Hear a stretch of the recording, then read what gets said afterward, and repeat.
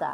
गर्भपिशवीचं काय होतं? गाठ होती ना गर्भपिशवीला गाठ होती. अजून नंतर गर्भपिशवीचं ऑपरेशन केल्यानंतर परत मला गाठा सांगितल्या. म्हणजे एक ऑपरेशन केलं तुम्ही गर्भपिशवीचं? गर्भपिशवीचं केलं, गाठांचं बी केलं. बर, 2 ऑपरेशन झाले तुमचे.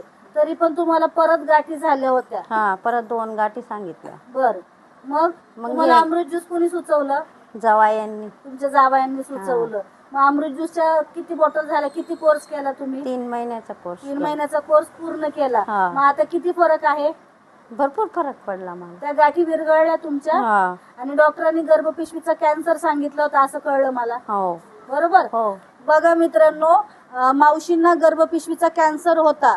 गर्भपिशवीचा कॅन्सरमुळे त्यांना अगोदर गाठी झाल्या होत्या, त्याचं ऑपरेशन त्यांनी केलं. त्यानंतर त्यांनी गर्भपिशवीचंही ऑपरेशन केलं. असे 2 ऑपरेशन मावशींचे झाले होते. पण तरीही परत गाठी तयार झाल्या होत्या. मग मावशी कंटाळल्या होत्या, कारण ऑलरेडी 2 ऑपरेशनमुळे त्यांची शारीरिक जी स्थिती आहे ती कमजोर झालेली होती. मग त्यांच्या जावयांनी म्हणजे मुलीच्या मिस्टरांनी त्यांना अमृत ज्यूस सुचवलं. अमृत ज्यूसचा पूर्ण 3 महिन्याचा कोर्स केला. आता त्यांच्या गर्भपिशवीच्या गाठी आहेत त्या जवळजवळ 70 ते 80% विरघळलेल्या आहेत. बरोबर मावशी? हो. आणि आता अजूनही ते आपण जसं सांगतो